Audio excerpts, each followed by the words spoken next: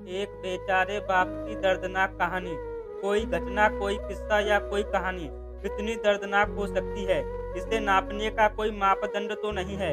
लेकिन आज के इस वीडियो में जो कहानी आपको बताने जा रहा हूँ, मुझे यकीन है कि इससे ज़्यादा दर्दनाक और दुख भरी कहानी आपने ना कभी पढ़ी होगी, ना सुनी होगी, ना देखी होगी। मैं खुद यह दावा नहीं करता, लेकिन जिनसे मैंने इस कहानी को जाना है, वो लोग यह दावा करते हैं कि यह कहानी एकदम सच्ची है। चलो सीधे ही कहानी बताता हूँ। 2014 का बरस था। इराक में दहशतगर्दों ने हाहाकार मचा रखा था। हर दिन लड़ाइयाँ, खून खराबा, बम ब्लास्ट, यह तो आम सी बात हो गई थी। ऐसे ही एक गांव पर इन दहशतगर्दों ने कब्जा जमा रखा था और वहां पर वे हर दिन कत्लेआम मचाते थे। इसी गांव में आयूब अपने परिवार के साथ रहता था और यह कहानी किसी व्यक्ति की है। आयूब ने अपनी जिंदगी के सबसे भयानक 2 दिन इस दहशती माहौल में देखे, जो पहले उसने कभी अपनी जिंदगी में नहीं देखे थे। दहशतगर्दों द्वारा आयूब के इलाकों में बॉम्ब फेंका गया। वह था उसकी जिंदगी का पहला सबसे खराब दिन। और दूसरा दिन था इसी बम हमले की वजह से उसकी बीवी का इंतकाल होना। दहशतगर्दों ने गांव पर कब्जा जमा रखा था, इसलिए ना चाहते हुए भी अपने 2 जुड़वा बेटों के साथ 2 सालों तक आयूब को इसी गांव में रहना पड़ा।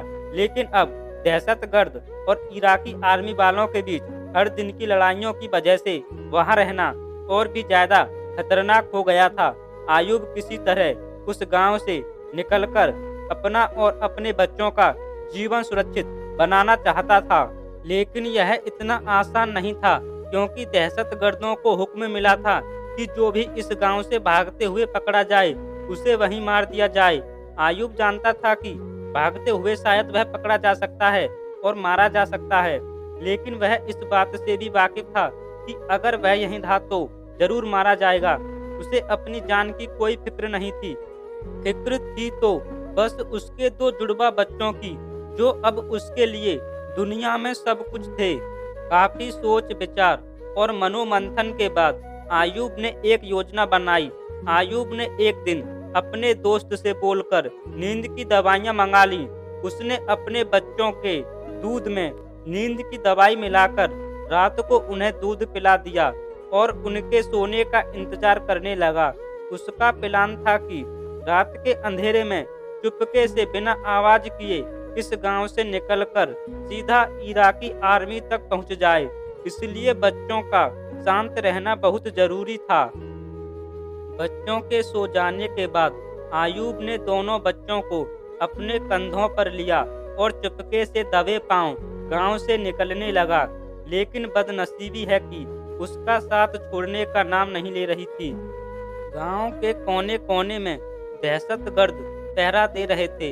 एक दहशतगर्द ने आयूब की आहट सुन ली और उसकी दिशा में एक गोली चला दी। गोली सीधे एक बच्चे की पीठ को चीरते हुए आर पार हो गई और आयूब के कंधे पर जा लगी। बच्चे की वहीं पर मौत हो गई। लेकिन मजबूर आयूब अपना दुख मनाने के लिए रुक भी नहीं सकता था। वह किसी तरह बचते बचाते आगे बढ़ गया और दहशतगर्द की नजरों से ओझल हो गया। उसके धर्म के नियमों के अनुसार किसी भी व्यक्ति की मृत्यु हो जाती है तो उसे एक निश्चित समय के अंदर ही जमीन में दफनाना जरूरी होता है।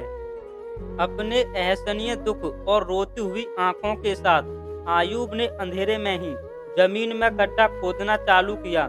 जमीन रेतीली थी, इसलिए वह बड़ी आसानी से गड्ढा खोद पाया।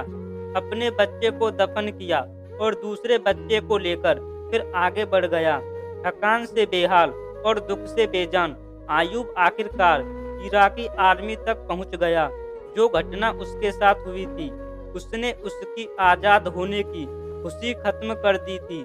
आर्मी वालों ने जब उसे अपनी तरफ आते देखा तो उनमें से एक ने दौड़कर उसके कंधे से उसके दूसरे बच्चे को ले लिया। आयूब वहीं पर बैठ गया।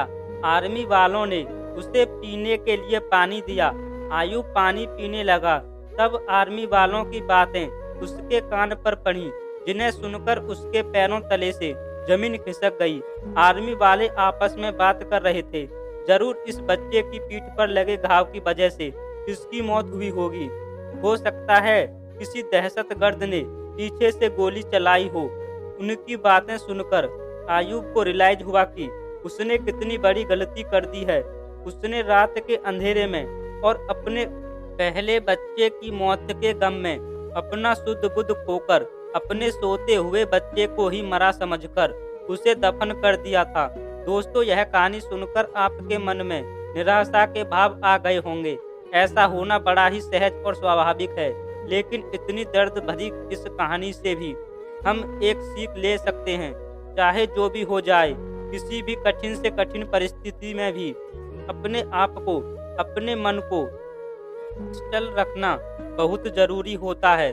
दोस्तों, ऐसी निराशाजनक कहानियाँ बताकर मेरा किसी को दुखी करने का इरादा बिल्कुल नहीं है, लेकिन ऐसी कहानियाँ ही हमें सिखाती हैं कि कैसे इस कठिन जीवन को हर परिस्थितियों में जिया जाना चाहिए।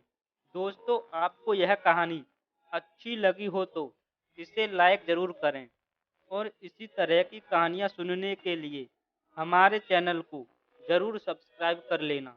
धन्यवाद।